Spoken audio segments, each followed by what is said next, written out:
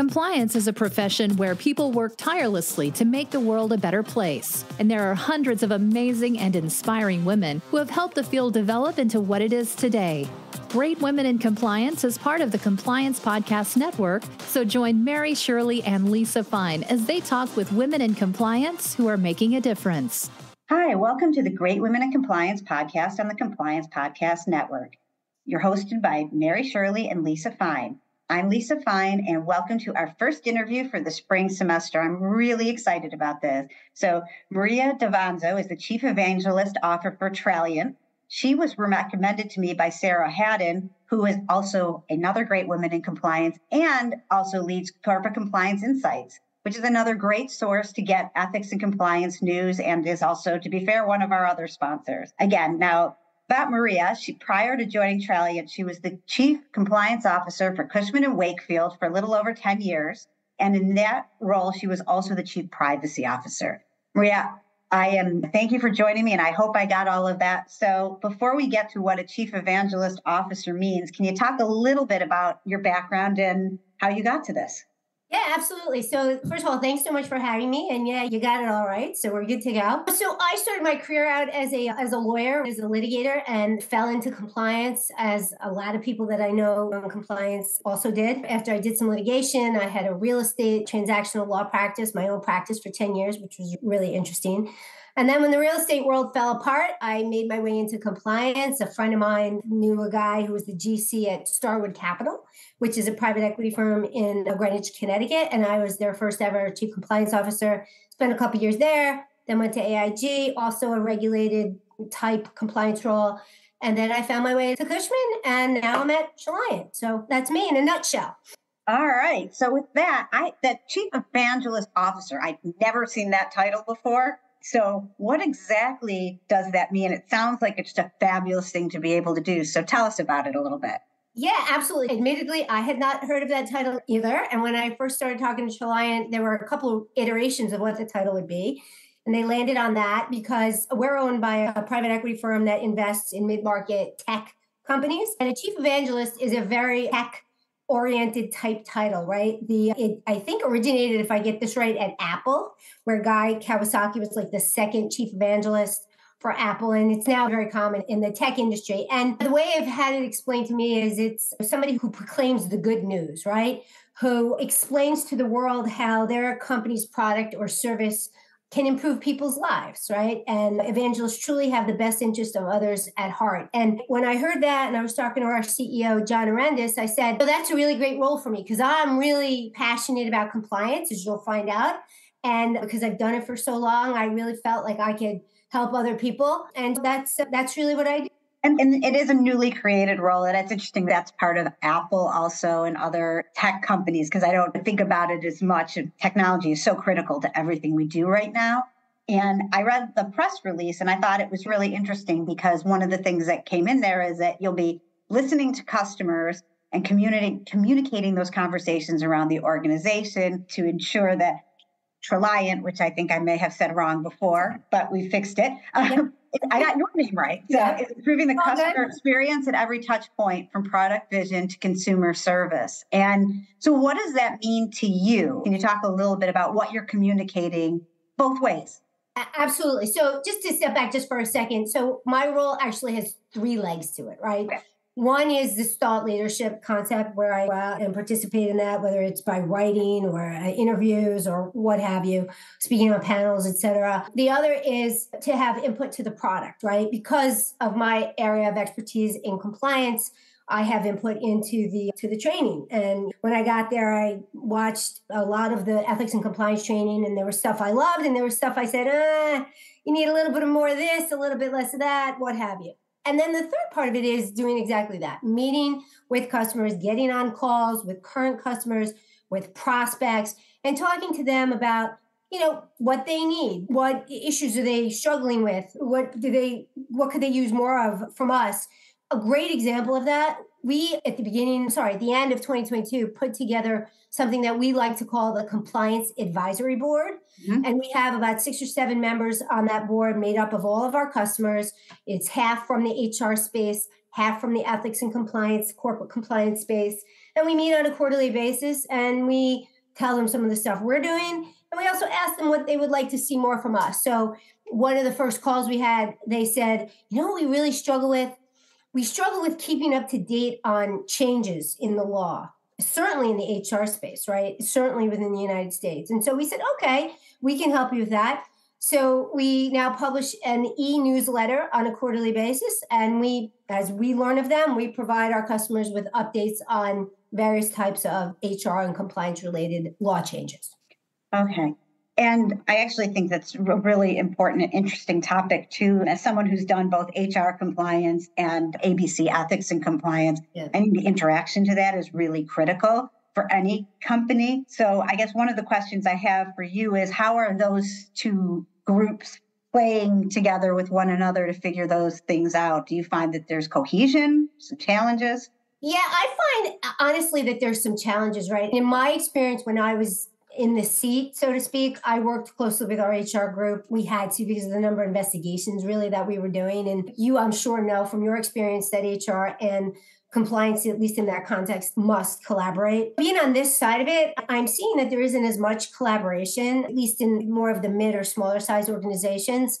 And that's one of the things that we're trying to do. We actually went out with a blog last week on the importance of HR and the compliance folks collaborating on disciplinary issues, on investigations, on policies, on workplace culture, speak up, management of the hotline, all of that great stuff. I think it's really a lost opportunity if HR and compliance do not collaborate in that way. It's a lost opportunity also, as many of us, including you, have probably been looking at the Department of Justice, all the guidance that comes out. There's more and more conversation about tying compensation or incentives or other things towards compliant behavior and consistent discipline. Right. If we don't do that together, we're all a little bit sunk, for lack of a more technical. Yeah, I completely agree with you. And yeah, I have been doing a lot of talking about that, as you probably have too, right? About the new DOJ, all the flurry of activity that has come out of that office. But yeah, one of the more significant pieces is the compensation clawbacks and tying it to incentives with respect to compliant behavior and then consequence management and all of that. Really great stuff. It's funny, when I was in the seat, I was always talking about that. I was saying, look, the only way we're going to move the needle making compliance part of the DNA of the organization is if we tie it to financial incentives, because that's what people understand at the end of the day. And management was like, yeah, man, that's interesting. HR was on my side, but you got to convince senior leadership. And now what I say to folks is you have the benefit of being able to hold that document, right? There's multiple documents as you write the Monaco memo, the ECP changes and others. Wave them around and say, guys, now it's not just me. Now the DOJ is telling you that this is really important to them. So absolutely, for both functions, HR and compliance. Yeah. And another thing that I think about with that a lot is how this is a way that you can actually encourage people to make ethical decisions, because if they're trying to do that and you're not just saying, these are all the laws, this is the rule, but we want you to do the right thing, and we know that's what you want to do, that the DOJ, I think in a lot of ways, is ultimately looking for that in its own ways just as much. I don't know what your thought is on that. And then I have a follow-up about that. Yeah, no, I definitely agree with you. Look, I always used to tell my team, I had about 21 people or so that reported to me for both privacy and ethics and compliance. And what I would say to them is, guys, what we need to do is be able to tell a good story, right? That God forbid we're meeting with the DOJ because there's some investigation into allegations of misconduct at that level.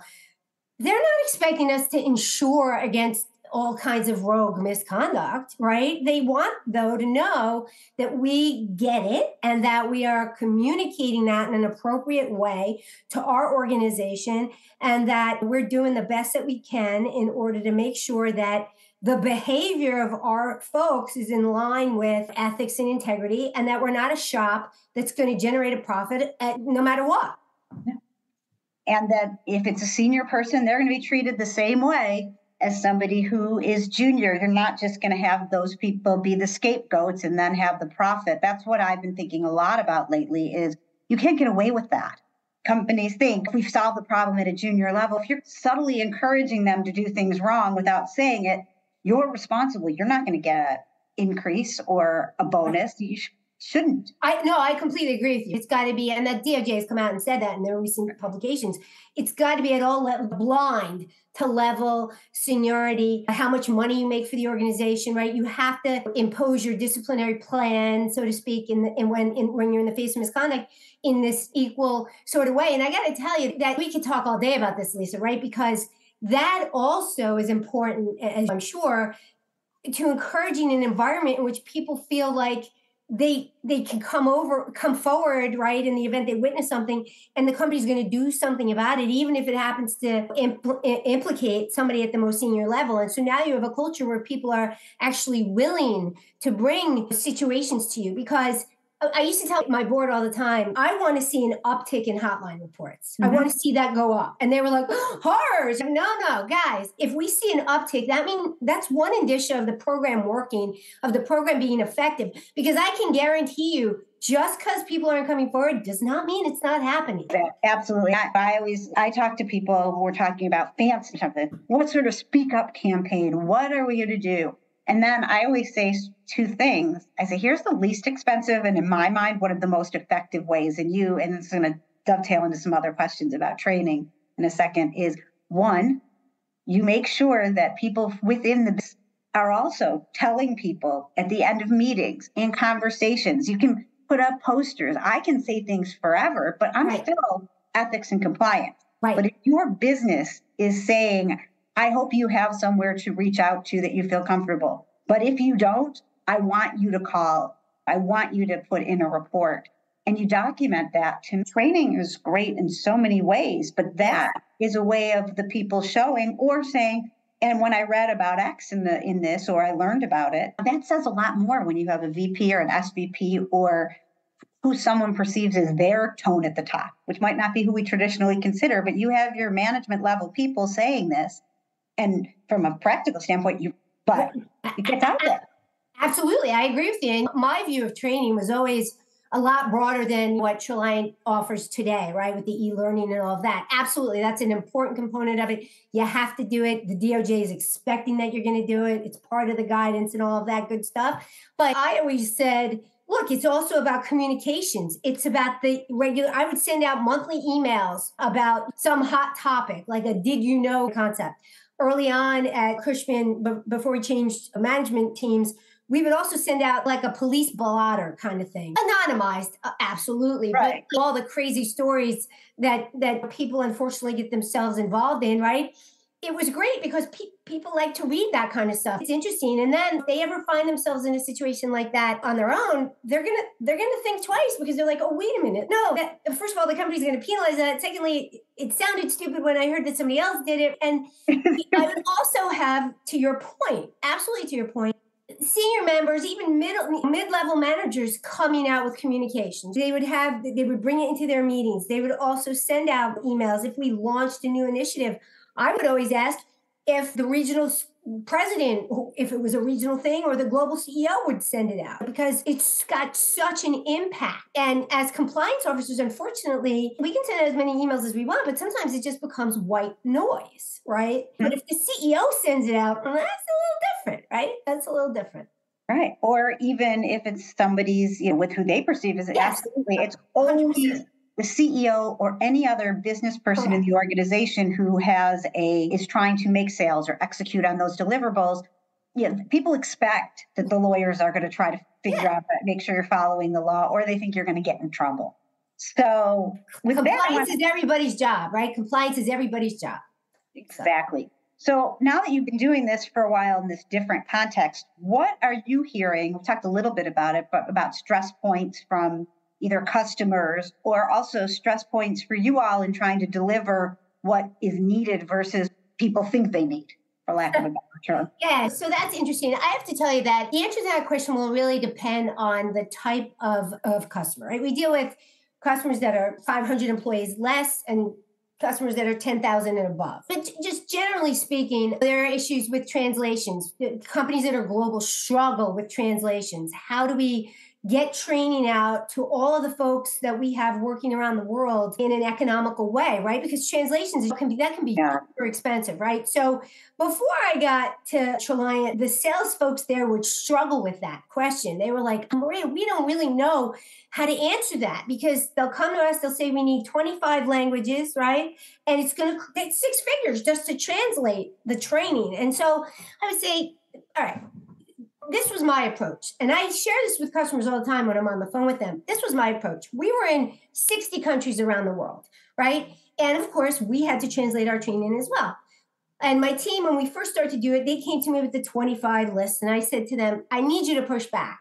You got to push back. First of all, if we've got 4 people in a particular country and it's a low risk country and we're not doing some risky financial transactions there, I don't know that I want to pay to translate the training in that country. So we culled it down to 12, 13 core languages. We translated our code into that set of languages. And then in any jurisdiction where I had folks that spoke a language that was outside of that, what I would do is I'd reach out, to your point, to my HR colleagues, and I would say, you've got to have somebody on the ground in your function that's bilingual. And 9 times out of 10, the answer is, of course we do, right? Of course we do.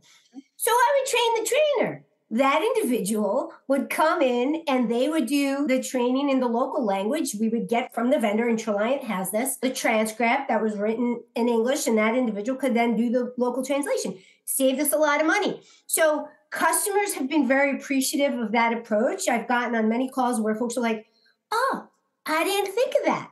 That makes sense. And either I'd be talking to a chief compliance officer or somebody on that person's team, and they'd go back and they look like a hero, right? And I'm like, fine, you don't have to say it was my idea. And then my folks internally are like, oh, wow, that's a way that we can help our customers that we didn't even think about. And that's something that unless you've done it and you've lived it, you're not necessarily going to think about that. So that's one struggle. The other one that you hear, I'm sure, all the time, just generally, is resources and budget. And now in particular, given the state of the economy, we are seeing that impact decisions. We are seeing customers that are putting off training, right, till later in the year, who are or maybe just saying, we're not going to do it. Typically, it's within the HR space. Interestingly, DEI, while it's such an important area, folks are trying to figure out other ways to tackle that, internal communications, maybe emails, maybe they train on their own. And historically, that's been a big area for us, has been DEI and discrimination and harassment training. So we're trying to wrestle with that as well. And then with respect to what is it that customers don't really know that they need, but we're like, no, you need this, and we're trying to help with that, is data, right? Using data correctly. And again, that really seems to be a product of the size of the organization. For example, I went down to the Kinsero Chief Ethics and Compliance Officer Conference in December. I spoke there on a panel, and it was a lot of Fortune 500 companies that were in the audience. Every single chief compliance officer and general counsel that was in the audience talked about the need to leverage data.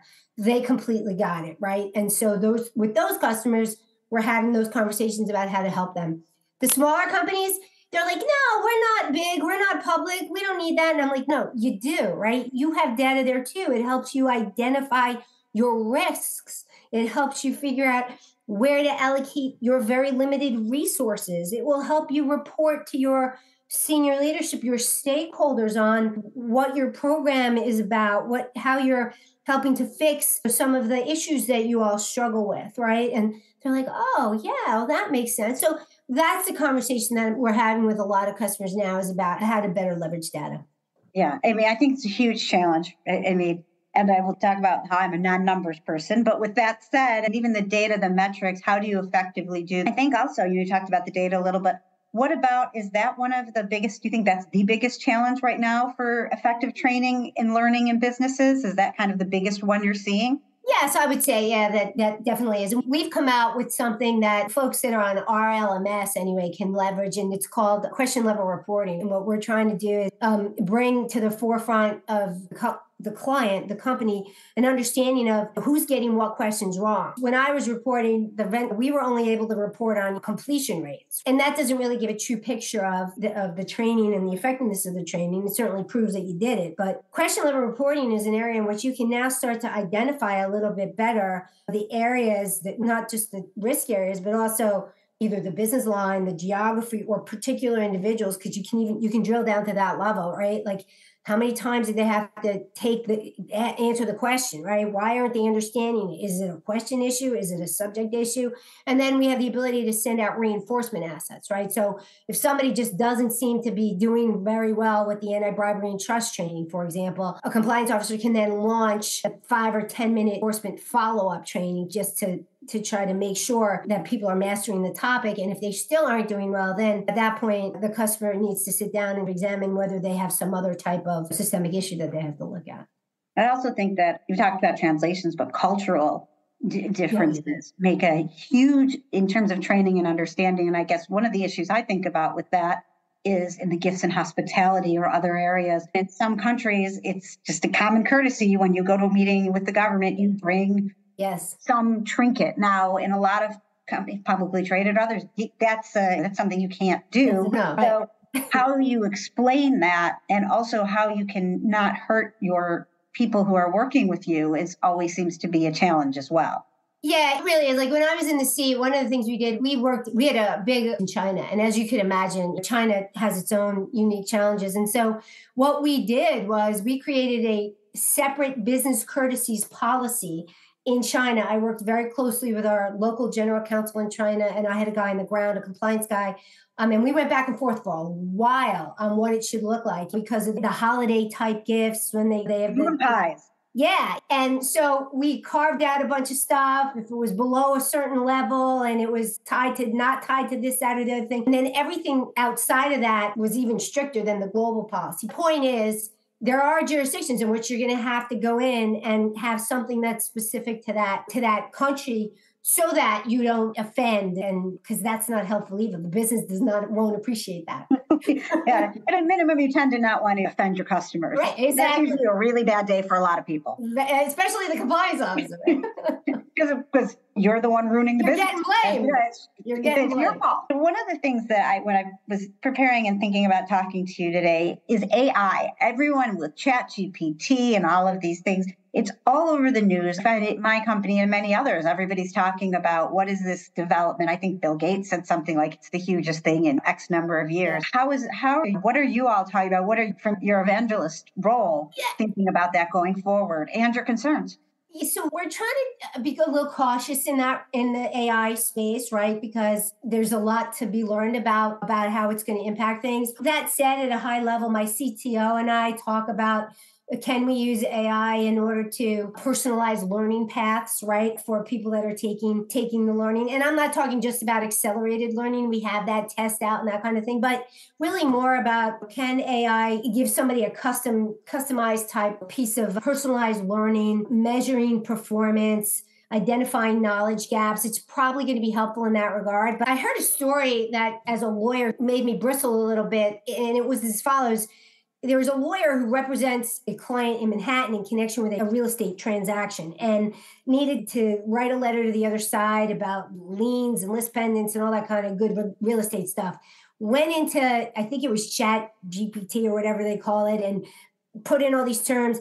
A letter was spit out, right, to the other side. This person the lawyer read the letter, was like, oh, this is pretty good, signed his name, and then sent it to the other side. Now, it raised so many questions for me. I was like, is that a professional responsibility problem, right? That's not your work product. You're not practicing law. There's just so many challenges, I think, are there ethical issues? Did he bill the client for it? Did he bill the client an hour for preparing a letter that he could probably spit out in 10 minutes? I don't know the answers to any of those questions, but those are the types of issues when I hear stories like that I'm like, wait a minute, right? This sounds good, but there are issues that flow from it. We're being cautious. I think it is. And I also think people will be smart enough to start asking the questions to get the answers or the input that they may want. and to rely on it. On the other hand, I think it can be helpful if people want it, if you can utilize it so that you can personalize some of the Q&A for a way that may work for your organization. Yeah. I just think there's a lot out there that we don't know yet. No, and another specific example within Traliant, actually, my head of marketing sent me an email and he was like, can you take a look at this blog? Tell me what you think about it. And I read it, and it was about the DOJ and the DOJ's new position and all the stuff that you and I were just talking about.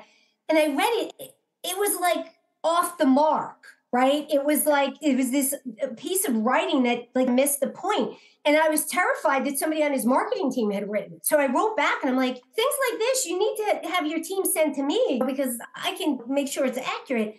And he's like, no, it was just a test. That was AI generated, right? And I said, listen, we can use it as a starting point, right? So that there's not a blank piece of paper that I have to start writing articles with a blank piece of paper. But by no means do I want you just going in, getting this and just like going out with it. Because if he had published that, it would have looked like we didn't know what we were talking about from a compliance perspective because it was wrong in places, Lisa. That's not really where you want yourself to putting yourself out there for the training component of it. I think it's just such an interesting area, and I think it's one that we're absolutely going to be in and out of for a long time, figuring out what we need to do and what our responsibilities are from ethics and compliance. Agree. So my last question for you, and I really just do appreciate you taking the time, is that as I looked at your history, and you mentioned it at the beginning of our conversation, that from your financial and your law firm background, you have series 24, 7, and 63 financial security licenses. It's the first time I think I've ever mentioned them on the podcast. But what I found and wanted to ask about a little bit is, how do you think that's impacted the way you think in the field and you've built a career? Because it's a perspective that from a financial and security standpoint probably can help you connect both with finance types and others. And are there any ways we can improve our understanding or better connect, or some lessons learned on that? Yeah, sure. I took those exams when I was at Starwood. We formed a broker-dealer while I was there, and I was going to be the chief compliance officer of it, and you need those licenses in order to do that. And so it was an unbelievable experience for me because I was a political science major from a small Catholic college up in Massachusetts. I was like, what? I have no business doing this. And I studied and I took the courses and the 7 and whatever, all of that good stuff. It was hard, though. It was harder for me than the bar exam, honestly. You're right. It gives you a different sort of perspective. Although I will say that a theme that I saw within that world that we as lawyers are and compliance officers are familiar with is the concept of fiduciary duty, right? And so when you read some of the securities laws, I always was enamored of lawyers who practice in that area. I was like, wow, that must be so hard. And you guys are so smart, right? And they are, and it is hard. But at the core, at the heart of it all is the concept of fiduciary duty. And so if you remember that, you bring that into what you do on a daily basis, and you're dealing with financial folks and people that think that way, they understand that. They learn that, right? They have to learn that. They hold those licenses. They understand they're a fiduciary to their investors and to the other stakeholders. And so the way I always approached it was just to keep that common thread in place when I was having those conversations, and it made it easier for us to relate to one another, if that answers your question. No, it does. Thinking about how to best connect sometimes with finance and sales people and speaking. You talk about translations, but I think everybody speaks a slightly different language about how they do their work. Yes. Even within there. So how do we best connect so that we are ethics and compliance people, resources? There's training, there's lots of things, but that's one of the things I thought was really interesting about that, because that probably makes you well suited for those conversations. Yeah, absolutely. The other thing I used to say too was to our business people at Cushman, here I'm not in that role, so I don't have to say it, but I'm not here to stop you from doing what you do. I'm not here to stop you from making profit. To the contrary, I'm here to make sure that we keep the doors open so that we can continue to make profit, so that we continue to honor our obligations to our stockholders, our shareholders, our other stakeholders, et cetera. And if I could get them to understand it that way, it made the conversation a little bit easier. I'm not the Department of No. I'm the Department of let's see how we can do it so that we keep the doors open and the government doesn't shut us down. Yeah. I've been known to say when they use as a cost center, I said, I prefer the term revenue protector. I loved it. You said that to me once before. I thought that was that's fantastic. My favorite. That's my favorite. I forget who I say it because that's one that I say every so often. I like that one. And that's really what we're trying to do. I'm not trying to be the Department of No. And our trainings aren't that, which is what you all are doing. I think Right. so. As you're getting close to a year in this, what's been your favorite part of this new role and what you're being able to do to support training in ethics and compliance? Doing this is, to be perfectly honest with you, doing this, being on the podcast, going down to speak on the panels. I did a webinar last week at Cushman and Traliant on the new DOJ stuff. And I really like that. You're doing these podcasts. It's fun, right? It's a lot of fun. And this is probably not a surprise to you. I've tried to invite some of our customers to come along with me on webinars and podcasts and all this other stuff because I think it's so much fun. And I'm like, this is a nice thing for your career. And I've gotten a lot of people that have said thank you, but no thank you. So I guess it's not for everybody. You have to have a certain type of personality to be willing to put yourself out there. But I think this part of it, this leg of the 3-leg stool I described earlier, for me, is great. It's really fun. Yeah. For both Mary and I, we do this, and it really is because I enjoy it. And I actually do a lot of my learning from people that I get to know in the community. And it is one of the most fun things that I get to do. It's sometimes less outside my comfort zone 5 years later, but at the very beginning, too, it's thinking, or when you mentioned DE&I earlier, especially during Black Lives Matter, talking all the vulnerabilities or other things is really hard at first. Yeah. And then you realize that people are listening to all of this. But then I realize that I learn a lot and it is a great opportunity. And I get to connect with people like you and others and learn about the field. So hopefully, as you're out there, I assume you'll be at some of the regular conferences. So we'll get to hear you. Yeah. Those, if not others. Definitely. And just thank you so much for joining me on this. I'm so glad I got the opportunity to talk to you and to be getting to know you as this job. Just really interesting in that you're targeting what we need to know and what we need to give to our teams and our employees. Thanks so much. I really appreciate the opportunity as well. And since we're recording this in Women's History Month, it's really great to be on Great Women in Compliance, especially now, because and to have you guys doing this is so super important because we need to make sure that there's more ways to highlight the women and create some guidance for those behind us and let them know what we do and that this is a great career option for them. So thank you so much for what you guys are doing. I really appreciate it. Thank you for being part of the community. There's a community of such extraordinary women out there that I didn't even know until we got into it. So thank you so much for being a GWIC. And on behalf of Mary and me and the Compliance Podcast Network, thanks so much and talk to you soon. Have a great day. You too. Take care. Thanks for joining us for this episode of Great Women in Compliance. We hope you'll join us in honoring the great women in the compliance field by subscribing to this podcast and leaving a review.